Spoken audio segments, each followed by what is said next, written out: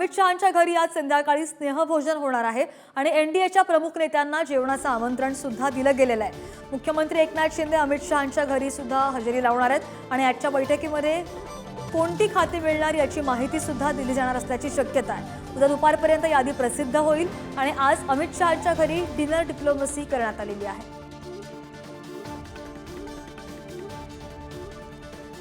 या संदर्भात अधिकची माहिती घेऊ आमचे प्रतिनिधी ज्ञानेश्वर चौतमल आपल्या सोबत आहेत।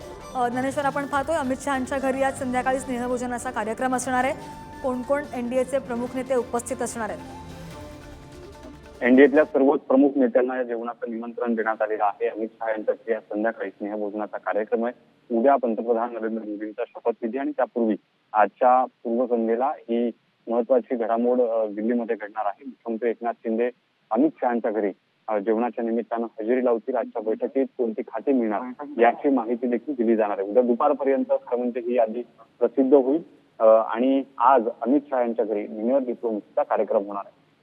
श्रद्धा, नक्कीच ज्ञानेश्वर, धन्यवाद दिलेल्या सगळ्या माहितीसाठी।